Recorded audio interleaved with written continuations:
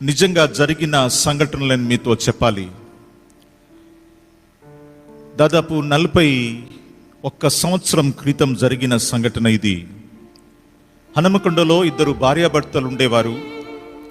చాలా కాలం పిల్లలు కలగలేదు. 5 సంవత్సరాలు ప్రార్థన చేస్తే మొదట కుమారుడు, తర్వాత కుమార్తె, ఈ రీతిగా 5గురిని దేవుడు ఆ కుటుంబంలో ఇవ్వడం జరిగింది. ఒక బ్యాప్టిస్ట్ సంఘానికి చెందిన వాళ్ళు. ఆ దినాల్లో నెల్లూరు దగ్గర రామాయపట్నం అనే ప్రాంతం ఉంది. అక్కడ బ్యాప్టిస్ట్ థియాలజికల్ సెమినరీ ఉండేది. మే మాసంలో 10 దినాలు వేసవి కాలపు బడి జరిగేది. ఆంధ్రప్రదేశ్ అంతటి నుంచి చాలా కుటుంబాలు వెళ్ళి 10 దినాలుండి దేవుని వాక్యం వినివచ్చే అలవాటు. ఈ కుటుంబం కూడా ప్రతి సంవత్సరం వెళ్తూ ఉండేది. పెద్ద కుమారుడికి 12 సంవత్సరాలు, పెద్ద కుమార్తెకి 7 సంవత్సరాలు ఉన్నప్పుడు చాలా ఆశ్చర్యకరమైన సంఘటన ఒకటి జరిగింది. ప్రతి సంవత్సరం వెళ్ళినట్టు ఆ సంవత్సరం వెళ్ళారు. ఈ రామాయపట్నం సముద్రానికి ప్రక్కనే ఉండేటువంటి స్థలం. చర్చ్లో కూర్చుంటే సముద్రం కనబడుతుంటుంది. అక్కడికి వెళ్ళిన ప్రతి ఒక్కరికి ఒక అలవాటు ఉంది. ఏంటంటే సముద్రానికి వెళ్ళి స్నానం చేసి వచ్చే అలవాటు అన్నమాట. ఈ 12 సంవత్సరాల వయసు కలిగిన పిల్లవాడు ఒకరోజు వాళ్ళ అమ్మని అడిగాడు, అమ్మా, పక్కింటి వాళ్ళు సముద్ర స్నానానికి వెళ్తున్నారు, నేను వెళ్తాను అని. వాళ్ళ అమ్మ అంది, వద్దురా, సముద్రం చాలా పెద్దగా ఉంటుంది, నీకు ఈత రాదు, 2 రోజులు అయిన తర్వాత మన కుటుంబం వెళ్దాం. ఆ మాటలు ఆ పిల్లోడికి ఇష్టం కాల. తండ్రిని అడిగాడు. తండ్రిని అడిగి వెళ్తే కొడతానని బెదిరించాడు. కానీ పిల్లోడి మనసులో ఆశ ఉంది, ఎలాగైనా వెళ్ళాలని. తల్లిదండ్రులు 2 గుడికి వెళ్ళిపోగానే ఎవరికి చెప్పకుండా పక్కింటి వాళ్ళతో కలిసి సముద్రం దగ్గరికి వెళ్ళిపోయాడు. అందరూ టవలు, బట్టలు, సోప్ సిద్ధం చేసుకొని వస్తే ఈ పిల్లవాడు ఏం సిద్ధం చేసుకుని రాలా? ఒక నిక్కర్, ఒక షర్ట్ వేసుకున్నాడు. మరి ఆ బట్టలతో పాటు స్నానం చేస్తే అవి తడుస్తాయి. తడిస్తే ఇంటికి వెళ్తే అమ్మకి నాయనకి తెలుస్తుంది, కొడతారు. విప్పే స్నానం చేద్దామంటే చాలా మంది ఉన్నారు, సిగ్గుపడ్డాడు. ఏం చేస్తే బాగుంటుంది అని ఆలోచన వస్తే ఒక ఆలోచన వచ్చింది. మనుషులు ఎవ్వరూ కనపడనంత దూరానికి వెళ్ళి బట్టలు ఇప్పేసి స్నానం చేసి మళ్ళీ వేసుకోవచ్చు కదా అని ఆలోచన రావడం ఆలస్యం. నడవడం మొదలుపెట్టాడు. నడిచి నడిచి మనుషులు కనపడనంత దూరానికి వెళ్ళి బట్టలు ఇప్పేసి సముద్రంలో అడుగు పెట్టడం జరిగింది. అడుగు పెట్టడం ఆలస్యం. అలలు లాగేస్తూ, నీళ్లు మింగేస్తూ, ఊపిరాడన్న టైంలో అయ్యో, అమ్మ చెప్పిన మాట వినకపోతే, నాయన చెప్పిన మాట వినకపోతే అనుకున్నాడు. కానీ ఏమీ లాభం లేకపోయింది. నీళ్ళని తాగి సముద్రంలో కొట్టుకొని పోవడం జరిగింది. ఉదయం 11 గంటల సమయం అది. అక్కడ బెస్తవారిని పల్లెవారు అంటారు. తీరం నుంచి 1 మైలు లోపల పడవలుండా చేపలు వేసుకుని ఒడ్డు వైపుకి వస్తున్నారు.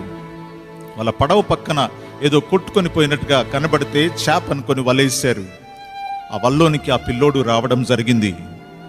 పడవలో వేసుకుని ఒడ్డు మీదకు తీసుకొచ్చి వాళ్ళకి తెలిసిన విద్యంతో ఉపయోగించారు. నీళ్లు కక్కించి నోట్లో నోరు పెట్టి శ్వాస ఇవ్వడానికి ప్రయత్నం చేశారు. కానీ ఏమీ ప్రయోజనం లేకపోయింది. ఎప్పుడు వారి ప్రయత్నాలు నిష్ప్రయోజనం అయిపోయాయని గ్రహించారో అప్పుడు చర్చ్ కబురు చేశారు. ఎవరో పిల్లవాడు సముద్రంలో మునిగి చచ్చిపోయాడు, వచ్చి తీసుకుని వెళ్ళండి అని. వాళ్ళ తల్లిదండ్రులు, 150 మంది దైవజనులు ఉన్నారు చర్చ్లో, అందరూ పరిగెత్తుకొచ్చారు. ఇసుక తిన్నల్లో ఉన్న శవం మీద పడి తల్లిదండ్రులు ఏడ్చారు. పిల్లలు లేనప్పుడు అడిగాము, ఇచ్చావు, ఎందుకు తీసుకున్నాం నాయన? ప్రార్థించారు, లాభం లేకపోయింది, ప్రాణం రాలేదు. సమాధి పెట్టి ఆర్డర్ చేశారు. సమాధి తవ్వడం ఆరంభించారు. సాయంకాలం 4 గంటలకి ఒక గొప్ప అద్భుతం జరిగింది. ఇంకా కొన్ని నిమిషాలు అయితే అన్నీ సిద్ధమై సమాధి పెట్టిలో పెట్టి తీసుకుని వెళ్తారంటూ ఉంటా ఆ పిల్లవాడు సడన్గా శ్వాస తీసుకొని శ్వాస విడిచిపెట్టడం మొదలుపెట్టాడు. ఆ పిల్లవాడు లేచి కూర్చున్నప్పుడు ఆ పిల్లవాడి తల్లి ఆ పిల్లవాడిని కౌగులించుకొని ముద్దులు పెట్టి ఏడ్చిన దృశ్యాన్ని నేను మర్చిపోలేను. ఎందుకంటే ఆ పిల్లవాడిని నేనే గనక ఇది నా జీవితంలో జరిగింది. ఈ దినం సజీవ లెక్కలో ఉన్నాను అంటే నేనేమీ చెల్లించి ఆయన రుణాన్ని నేను తీర్చుకోలేను. ఇది ఒక భాగం అయితే, 2వ భాగం కొంచెం భయంకరమైంది. 1968వ సంవత్సరంలో సెయింట్ గ్యాబ్రియల్స్ అని హై స్కూల్లో కాజీపేటలో ఉంది. నేను 12వ తరగతి ముగిస్తున్నప్పుడు నా జీవితంలో అనుకోని మలుపు తిరిగింది. కారణం, మాకు టీచర్స్గా ఉన్నటువంటి వారు ఎవరంటే నక్సలిజంని ఆరంభించిన కామ్రేడ్ కొండపల్లి సీతారామయ్య గారు, కామ్రేడ్ కేజీ సత్యమూర్తి గారు టీచర్స్గా ఉండి ప్రతి క్లాస్లో క్రీమ్ ఆఫ్ ది క్లాస్, ధైర్యస్తులు, తెలివిగల అనుకున్న వారిని ఇంటికి తీసుకెళ్లి ట్యూషన్ చెప్పేవారు. ఆ ట్యూషన్లో ఆ దినాల్లో జరుగుతున్న అరాచకాలు, భూస్వాములు చేసే పరిస్థితులు, పోలీస్ స్టేషన్లో జరిగే విపరీతమైన పరిస్థితులు వర్ణించేవారు. న్యూస్ పేపర్ తీసి ముందేసి దాంట్లో జరిగే సంఘటనలను గురించి చెబుతూ దాన్ని వర్ణించేవారు. సీతారామయ్య గారికి ఉన్న ఒక ప్రత్యేకమైన లక్షణం ఏంటంటే, ఒక గంట సేపు నీతో కూర్చొని మాట్లాడితే నువ్వు అన్నీ వదిలేసి ఆయన వెనక్కి వెళ్ళిపోతావంతే. అలా మాట చాతుర్యాన్ని, నైపుణ్యాన్ని కలిగిన వ్యక్తులు. వారు చెప్తూ ఉంటే ఒక్కొక్క సంఘటన తీసుకొని, ఒక్కొక్క మానభంగాన్ని తీసుకొని వర్ణిస్తుంటే రక్తం ఉడికిపోయేది. ఆవేశం, ఉద్రేకం ఉప్పొంగిపోతూ ఉంటే 6 నెలలు చెప్పేసరికి వారు మమ్మల్ని ఏమీ చేయమనిలా. మేమే వాళ్ళని తొందర చేయడం మొదలు పెట్టాం. ఎంతకాలం ఊరికి అలా వింటూ కూర్చుంటాం? ఈ దోపిడీ వ్యవస్థని మార్చాల్సిందే, ఒక నవ సామ్రాజ్యాన్ని స్థాపించాల్సిందే అంటూ క్రైమ్లో ఇన్వాల్వ్ అయిపోయి పోలీసులు వెతకడం మొదలు పెట్టేసరికి దాచుకోవలసిన పరిస్థితులు వచ్చాయి. అండర్ గ్రౌండ్ వెళ్ళిపోవడం జరిగింది. అడవుల్లో, లోయల్లో, గుహల్లో జీవించే తర్బీదు ఇవ్వబడింది. నక్సలిజంకి పేరు మార్చబడి మొదటి కార్యదర్శిగా పనిచేశాను. నా ద్వారా ఎంతమంది జీవితాలు తీశానో, ఎన్ని కుటుంబాలు నాశనం అయ్యాయో నాకు తెలీదు. ఆ ఉద్యమం కోసం జీవితాన్ని పణంగా పెట్టడానికి వెళ్ళి అతి కష్టమైన, క్లిష్టమైన తర్బీదు పొందాం. అమ్యునిషన్ ఉపయోగించడం, ల్యాండ్ మైన్స్ ఏర్పాటు చేయడం, పగలంతా పడుకొని దట్టమైన అడవి ప్రాంతాల్లో రాత్రికి రాత్రి 50 కిలోమీటర్లు దాటిపోయే తర్బీదు. 15 దినాలు తిండి లేకుండా నీళ్లు దాగి బతకడం నేర్పించబడింది. వచ్చే విస్తారమైన డబ్బు, పవర్ఫుల్ అమ్యునిషన్ ఉన్న భోజనం ఉండేది కాదు. భోజనం కోసం 2 నెలలకు ఒకసారి, 3 నెలలకు ఒకసారి ఇంటికి వచ్చేవాడిని. గోడ దూకి వంటగది కిటికీకి ఊసులు పీకి కిటికీలోంచి లోపల దూరిపోయి డేక్షాలో ఉంది పెట్టేసుకుని రాత్రికి రాత్రి తినేసి వెళ్ళిపోయినప్పుడల్లా మా అమ్మ, నాయన కాళ్ళు పట్టుకొని బతిమలాడేవారు. నైనా, తలెత్తుకోలేని పరిస్థితి వచ్చేసింది, వదిలిపెట్టి వచ్చేయిరా అంటే ఎన్నడూ వారి మాట వినలేదు. మాట వినలేదు కనుక మాట్లాడడం మానేశారంతే. 4 సంవత్సరాలు దొర్లిపోయాయి. 71వ సంవత్సరం జనవరి 21వ తారీఖు రాత్రి భోజనం కోసం ఇంటికి వచ్చాను. 12 అవుతుంది. ఇంట్లో దూరుదామనుకుంటే లైట్ వెలుగుతుంది. ఇంత రాత్రి ఏందబ్బా లైట్ వెలుగుతుంది అని కిటికీలోంచి లోపలికి తొంగి చూస్తే 9 మాసాలు మోసి కని పెంచిన మా అమ్మ ఏడ్చుకుంటూ ప్రార్థన చేసుకుంటుంది. నైనా, ఎందుకు వీన్ని మా కడుపున చెడబుట్టనిచ్చావు? పుడితే పుట్టాడు, 12 సంవత్సరాలు సముద్రంలో మునిగి చచ్చిపోతే 2 రోజులు ఏడ్చి ఊరుకునేవారం. వీడు చేయబట్టి తలెత్తుకోలేని పరిస్థితి అయిపోయింది. వీడు మాకు అక్కర్లేదు, ఒక పోలీస్ ఎన్కౌంటర్లో చచ్చిపోయేటట్టు చేయనైనా. ఈ ప్రార్థన నా హృదయంలో చాలా సూటిగా గుచ్చుకుంది. నాతో పాటు 24 గంటలు కామ్రేడ్ ఉండేవాడు. నా గన్ డబ్బు తనకి ఇచ్చాను, వెళ్ళిపోమ్మన్నంత వెళ్ళిపోయాడు. గోడ దూకాను, వంటగది కిటికీలోంచే దూరాను, భోజనం చేయలా. గదిలోకి వెళ్ళి కూర్చుని ఆలోచిస్తున్నాము, మేము ఎలా జీవించే వాళ్ళమో, ఎలా పడుకునే వాళ్ళమో, ఎలా జీవితాన్ని గడుపుతూ ఉండేవాళ్ళము. మొదటి దళం పేరు సీతారామయ్య గారి దళం. 15 మందిని, 12 మంది మగపిల్లలు, 3 ఆడపిల్లలు. 3 ఆడపిల్లలు MBBS చదివి వచ్చారు. ఈ 12 మందిలో ఒకడు MS సర్జన్ చేశాడు. గుంటూరు నుంచి వచ్చిన వ్యక్తి. వాడికి ఎంత నైపుణ్యం అంటే, వాడు ఆపరేషన్ చేస్తే ఒక రక్తపు చుక్క కింద పడకుండా ఆపరేషన్ చేసేవాడు. మత్తు మందు ఇవ్వకుండా ఆపరేషన్ చేసే నైపుణ్యం ఉండేది. ఒకే చోట పడుకున్నాం, ఒకే చోట తిన్నాం, ఒకే చోట తిరిగాం. 13 మంది ఎన్కౌంటర్స్లో చనిపోయిన సంఘటనలు ఆలోచిస్తుండేసరికి తెల్లారింది. 3 చెల్లెలు, తమ్ముడు పొద్దునే లేచి సిద్ధపడుతూ ఉంటే ఎక్కడికన్నాను. హనుమకొండ చర్చ్లో యవనస్తుల కూడిక జరుగుతుంది అంటే నేను కూడా వెళ్ళాను వాళ్ళతో పాటు. చివరి బెంచ్లో కూర్చున్న బైబిల్ కూడా తీసుకెళ్ళా. కారణం, ద్వేషించేవాణ్ణి. దేవుడు, మతం, మత్తు మందు ఇదొక దోపిడీ వ్యవస్థ. దేవుడనేవాడుంటే ధనిక బీద వర్గాలు, కుల మతాలు ఎవడు పుట్టించాడు? ఒకడు కష్టపడితే ఒకడికి ఎందుకు లాభం రావాలి అంటూ తర్క వితర్కం చేసిన వ్యక్తిని. అదినం ఏదో గొప్ప సందేశం ఏమీ లేదు. ఎవరు నిన్ను ప్రేమించినా ప్రేమించకపోయినా యేసు ప్రభు నిన్ను ప్రేమిస్తున్నాడు, యేసు ప్రభుకు నువ్వు కావాలి. ఈ మాట నాకు ఎలా అనిపించిందో తెలుసా? బగబగ మండే హృదయంలో నీళ్లు జల్లితే అనిపించిందో అనిపించింది. కారణం, ఆ దినాలు ఎప్పుడైనా మా అమ్మని అమ్మా అంటే మా అమ్మనేది, నువ్వు నా కొడుకు కాదు, నాకు పుట్టలేదు, నిన్ను గన్నందుకు రోజు ఏడుస్తున్నాం, ఏ దినం నువ్వు చచ్చిపోతావని ఆ దినం కోసం కనిపెట్టుకొని ఉన్నాం అనేది. మా తండ్రి అనేవాడు, నేను చచ్చిపోయినా నా శవాన్ని ముట్టుకునే అర్హత నీకు లేదురా, దౌర్భాగ్యుడివి, నిన్ను కన్నందుకు రోజు ఏడుస్తున్నాను. నిజం నాకు అనిపిస్తుంది, మా నాయన నిజంగానే చనిపోయారు పోయిన సంవత్సరం. నేను చాలా సీరియస్గా సిక్కున్నాను. 17 కిలోలు బరువు తగ్గిపోయి గుర్తుపట్టలేని స్థితిలో ఉన్నాను. ఇద్దరు యవనస్తులు నిలబడితే తప్ప నిలబడలేని స్థితిలో ఉన్నాను. నాకు ఆ మాటలు గుర్తొచ్చాయి అప్పుడు కూడా. అలా ఎవరు నన్ను ప్రేమించని దినాల్లో దేవుని ప్రేమ నా హృదయాన్ని తాకి ఏదో తెలియని నెమ్మది, శాంతి, సమాధానం అనిపించింది జీవితంలో మొదటిసారి. మధ్యాహ్నం భోజనం అయిన తర్వాత రెండవ సందేశం చెప్పారు ఆయన. యేసుక్రీస్తు ప్రభు జీవిత చరిత్ర చెప్పి శిలువ మరణాన్ని వర్ణించారన్నమాట. నేను ఎన్నడూ కంటి తడి పెట్టలేదండి. పాయింట్ బ్లాంక్లో కాల్చి కింద పట్టుకుంటే దాటిపోయిన వ్యక్తిని కానీ, కాళ్ళు పట్టుకుంటే దులిపేసుకునే వ్యక్తిని కానీ, ఈ కఠినమైన గుండె కరగడం ఆరంభించింది. శిలువ దృశ్యం చూస్తే ఎక్కి ఎక్కి ఏడ్చాను. ఎవరైనా ప్రభువుని అంగీకరిస్తే ముందుకురినంటే ముందుకల్లా వెనక్కి నుంచి వెనక్కి వెళ్ళిపోయాను. ఇంట్లోకి వెళ్ళి తలుపేసుకొని గదిలో ఏడుస్తూ ప్రార్థన చేస్తున్నాను. కొన్ని గంటల సమయం అయిపోయింది. ఒక స్వరం వినపడింది, నా కుమారుడా శామ్యుల్ దేవవరం అని. ఎప్పుడు ఈ స్వరం వినపడిందో నేను కళ్ళు తెరిచి చూస్తే నేనున్న రూమ్లో గొప్ప వెలుగుంది. ఆ వెలుగులో యేసు ప్రభు నిలబడి ఉన్నాడు. ఈ స్వరం 4 సంవత్సరాలు నన్ను వెంటాడింది. సెంట్రీ డ్యూటీ, మీరు ఏ అన్నలను అడగండి, సెంట్రీ డ్యూటీ ఉంటుంది. 24 గంటలు కాపలా కాసుకోవాల్సిందే. అందరూ పడుకుంటే చెట్టు మీదనో కొండ మీదనో కూర్చుని గన్ పట్టుకొని కాపలా కాసే డ్యూటీ వచ్చినప్పుడల్లా నాకు ఈ స్వరం వినపడేది. నేను అనుకున్నా నా ఊహ, నా ఇల్యూజన్, అడవుల్లో, లోయల్లో, గుహల్లో నన్నెవరు పిలుస్తారని. కానీ అది ప్రభు స్వరం అని తెలియగానే ఒకటే మాట ఆయన పాదాల మీద పడి అన్నాను, కన్నోళ్లే ప్రేమించలేదు నాయనా. 4 సంవత్సరాలు నన్ను ఎందుకు వెంటాడావు ప్రభు? ఏముందయ్యా ఈ దౌర్భాగ్యుడి జీవితంలో? అయ్యా, నా జీవితాన్ని చేతిలో పెడుతున్నా. దేవుడు ఏ రీతిగా కాపాడో చూపిస్తుంటే, ఒక్కొక్క సంఘటన చెప్పిస్తుంటే, బయలుపరుస్తుంటే ఒకటే మాట చెప్పాను, నా చివరి శ్వాస మట్టుకు నీకు రుణస్తుని నాయనా. ఏమి చెల్లించి రుణాన్ని తీసుకోలేను. బతుకుతే నీ కోసం బతుకుతా అంటూ నా జీవితాన్ని ప్రభుకు సమర్పించుకోవడం జరిగింది. ఇది 71వ సంవత్సరం జనవరి 21వ తారీఖున జరిగిన సంఘటన. అంతే. నా జీవితంలో నేను ఎన్నడూ వెనుకకి తిరిగి చూడలా. ఒక క్రిస్టియన్ మిషనరీ నన్ను ఆదరించారు. తల్లిదండ్రులు నమ్మకపోయినా ఆయన నమ్మారు, చేయూతనిచ్చారు. ఆ దినాల్లో మరి పున్నయ్య గారు అనే డిఐజీ గారు ఉండేవారు.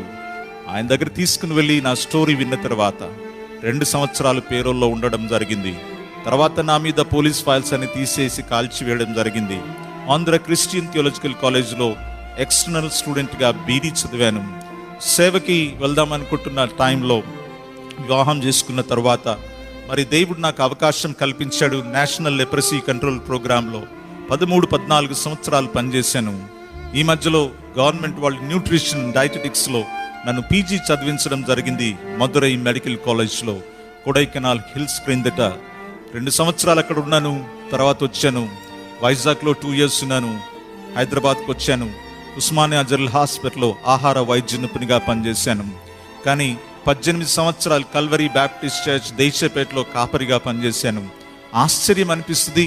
ఎక్కడో రాలిపోవలసిన బ్రతుకుని దేవుడు చాలా ఉన్నతంగా హెచ్చించాడు. యోగ్యత లేదు, అర్హత లేదు. 1980వ సంవత్సరంలో ఈ చిన్న ప్రార్థనా గుంపు మా ఇంట్లోనే ఆరంభించాం. రెవరెండ్ జోషి అన్న, ఇప్పుడు యేసు అనుచరులు ఫౌండర్ డైరెక్టర్ గారు, ఆ దినాల్లో ప్రభునందు నిద్రించిన డిఎస్పి అమృతరావు గారు మమ్మల్ని, నన్ను, రెవరెండ్ రూబెన్ మార్క్ని, ప్రవీణ్ని, మరొక 2 విలాస్, వినోద్ అనే నా 5 సహోదరుల్ని ఒక ప్రార్థనా గుంపుగా ఆరంభించమన్నారు. ఆరంభించాం 80వ సంవత్సరంలో. కొన్ని సంవత్సరాలు ప్రార్థన చేయగానే యవనస్తుల మీద దేవుడు మాకు ఒక భారాన్ని పెట్టాడు, రక్షణలోకి నడిపించాలనే భారం. అంతే. మొదట రిట్రీట్ పెట్టాం. ఆ రిట్రీట్ రోజు నా 2వ కుమార్తె పుట్టింది. హాస్పిటల్లో దానికి సెక్షన్ చేస్తుంటే నా భార్యకి నేను రిట్రీట్లో వాక్య పరిచర్య చేస్తూ వచ్చాను. అప్పటి నుంచి ఇప్పటి వరకు 24 రిట్రీట్లు కండక్ట్ చేశాం. ఈ యూపీఎఫ్ పరిచర్య ద్వారా 13,000 మందికి నేనే నా చేతులతోని బాప్తిసం ఇచ్చాను. నాకే ఆశ్చర్యం అనిపిస్తుంది. అప్పుడప్పుడు ఎందుకో దేవునికి మా మీద అపారమైన ప్రేమ. యోగ్యత లేదు, అర్హత లేదు, ఏ మంచి లేదు. దేశాలు తిరిగాను. అమెరికా 2 సార్లు వెళ్ళాను. యూరోప్ చూశాను. పాలుతేనెలు ప్రవహించి ఇస్రాయల్ దేశం చూశాను. సింగపూర్ 2 సార్లు వెళ్ళాను. సౌత్ కొరియా దేశంలో మాకు అనుబంధం ఏర్పడింది రూబెన్ మార్క్ ద్వారా. నేను అంటాను, 1980వ సంవత్సరంలో మేము ఈ ఆరంభించిన తర్వాత 2 సంవత్సరాలకి రూబెన్ చాలా సీరియస్గా సిక్ అయ్యారు. ఇండియాకి ఫుట్బాల్ ఆడాడు. ఆయన అండర్ 14లో వెనుక వీపు మీద పెద్ద గడ్డలాంటి తయారైంది. అనుకున్నారు ఆటలో దెబ్బ తగిలిందని ఎంజిఎంలో ఓపెన్ చేస్తే 2.5 సంవత్సరాలు ఆ వెన్నెముకలోంచి చీము కారుతూనే ఉంది. ఆ చీమును పరీక్ష చేస్తే దానికి అది వెన్నెముకకు క్షయవ్యాధి వచ్చిందని చెప్పారు. ఈ క్షయవ్యాధి ఏం చేసిందంటే వెన్నెముకలో ఉన్న 2 వెన్నుపూసల్ని పూర్తిగా తినేసింది. 18 సంవత్సరాలు పడుకోలేడు, కూర్చోలేడు, నిలబడలేడు. ఆపరేషన్లు 8 సార్లు జరిగాయి. 7-8 గంటలు ఒక్కొక్కసారి. మీరజ్లో, సిఎంసి వెల్లూరులో, నిమ్స్లో, వరంగల్లో, ఏ హాస్పిటల్లో జరిగిందో ఏమి చేసినా లాభం లేకపోయింది. బకెట్ల చీము కారేది. మంచం మీద పడుకుంటే బెడ్ అంతా కూడా చీముతో తడిచిపోయేది. దాని ఆరిజిన్ ఎక్కడో ఎవరికి అర్థం కాలా. ఒకరోజు బయటికి రావాల్సిన చీము రాకుండా లోపల గడ్డగట్టిపోతే 26వ తారీఖు జనవరి 1983వ సంవత్సరం వాళ్ళ అమ్మ మాకు ఫోన్ చేసింది. నాయనా తట్టుకోలేకపోతున్నాడు, తీవ్రమైన జ్వరంలో మంచం మీద కొట్టుకుంటున్నాడు. ఇన్ని రోజులు బాగు చేయమని ప్రార్థన చేశారు కదా నాయనా, తొందరగా తీసుకోమని ప్రార్థన చేయండి. తమ్ముడిని ఎత్తుకున్నాం చేతుల మీద. ముగ్గురం వెళ్ళి వాళ్ళ ఇంట్లో మంచం వాళ్ళ కరపట్టేసి పడుకోబెట్టాం. 8 గంటలకు రూమ్లోకి వెళ్ళాం. ఒకటే ప్రార్థన, నువ్వు తమ్ముడిని తీసుకున్నా తీసుకోవాలి, లేకుంటే బాగన్నా చేయాలి. మేము ఏడుస్తుంటే మా కన్నీటికి కార్పెట్ తడిచిపోయింది. మధ్యాహ్నం 3 గంటలకు ఏం జరిగిందో తెలుసా? పండుకొని ఉండవలసిన వ్యక్తి దేవుని స్తుతించడం మొదలుపెట్టాడు. ఏంటి దేవుని స్తుతిస్తున్నాడు అంటే మోకరించి దేవుని ఆరాధిస్తున్నాడు. ఆ రూమ్లో గొప్ప బ్రైట్ లైట్ ఉంది. అంతే, అప్పుడు అనిపించింది యూపీఎఫ్ అనే ఈ చిన్న ప్రార్థన గుంపుకి దేవుని ఆమోద ముద్ర ఉంది. ఆ దినం మేము నమ్మాం. అంతే, అప్పటి నుంచి ఇప్పటి వరకు మేము ఎప్పుడు వెనకకి వెళ్ళలేదు, వెనకకి చూడలేదు. మొదట్లో అనుకునే వాళ్ళం డబ్బు లేకపోతే ఏం చేద్దామన్నా అంటే నేననేవాడిని నా స్కూటర్ అమ్ముతా, తర్వాత నీ స్కూటర్ అమ్మంటే ఆ స్కూటర్లు అమ్మే అవకాశం దేవుడు మాకు ఇవ్వలా. కార్లు మాకు ఇచ్చాడు. అన్నిటికంటే ముఖ్యంగా నేను చెప్పదలుచుకున్న విషయం ఒకటే, అనేక వేల మంది తమ్ముళ్ళ చెల్లెలని ప్రేమ చూసే కృప దేవుడు నాకు ఇచ్చాడు. ఎందుకో దేవునికి నా మీద అపారమైన ప్రేమ. ఎన్ని స్థలాలను నిలబడ్డానో. సంవత్సరానికి 200 రోజులు బయటుండి వాక్య పరిచర్య చేశాను. సంవత్సరానికి అనేక సార్లు జీతం లేకుండా పరిచర్య చేస్తూనే గడిపాను. నా జీవితంలో 33 సంవత్సరాలు గవర్నమెంట్ సర్వీస్ చేశాను. 5 సంవత్సరాల క్రితం రిటైర్ అయ్యాను. రిటైర్ అయిన తర్వాత ఏ సంఘంలో నేను పుట్టి పెరిగానో, ఏ సంఘంలో నేను మారు మనసు పొందానో ఆ సంఘం నన్ను పిలిచింది వచ్చి యవనస్తుల పరిచర్య చేయమని. అసోసియేట్ పాస్టర్గా సెంటనరీ బ్యాప్టిస్ట్ చర్చ్ హనుమకొండలో పరిచర్య చేస్తున్నాను. నేను ఆశపడేది ఒక్కటే, నా ప్రాణం ఇవ్వడానికి యవనస్తుల కోసం సిద్ధం. కానీ నేను కోరుకునేది ఒక్కటే, మీరు దేవుని రక్షణలో స్థిరపడాలని ఆశ తప్ప మరొకటి లేదు. ఈ దినం ఐఎంతో చేసినటువంటి ఈ ఎంఓయు మా జీవితాలకి దేవుడు మరొక ఆమోద ముద్ర వేశాడని నేను గట్టిగా నమ్ముతున్నాను. 89వ సంవత్సరంలో శామ్ సుకుమార్ అన్న, శామ్యుల్ జాన్ శేఖర్ అన్న వాళ్ళ ఇంట్లోంచి అందరు 3 అన్నదమ్ములు కూడా యూపీఎఫ్లోనికి వచ్చారు. ఇదేదో పెద్ద సహవాసం కాదండి, చిన్న ప్రార్థనా గుంపు. ఎవరైనా మాతో కలిసి వచ్చి ఉపవాసం ఉండి మాతో శనివారం దినాన మా ఇంట్లో కూర్చొని ప్రార్థన చేస్తే వాళ్ళు మా సభ్యులే. దానికి ఒక కాన్స్టిట్యూషన్ అంటూ, దానికి ఒక సమస్య అంటూ, లేకుంటే మెంబర్షిప్ అంటూ ఏమీ లేదు. నిన్ను ఎవరు అడిగారు? చెల్లి అడిగింది, అన్నా మీతో కలిసి మేము మెంబర్స్ అవ్వచ్చా? కలిసి ప్రార్థన చేసేవాళ్ళే మా పార్ట్నర్స్. అంతే. మాకు మళ్ళీ బలపరిచే పార్ట్నర్స్ ఉన్నారు, డోనర్స్ ఉన్నారు, మా కోసం అనుదినం ప్రార్థన చేసేవారు ఉన్నారు. నేను ఎప్పుడు కూర్చొని ఏడుస్తాను. ఏందో తెలుసా, ఒకప్పుడు మనుషుల ప్రాణాలతో చెలగాటమాడే వ్యక్తి కోసం, అన్నా నీకోసం ప్రాణం ఇస్తామని తమ్ముళ్ళని, చెల్లెలు దేవుడు వేల కొలది మందిని ఇచ్చాడు.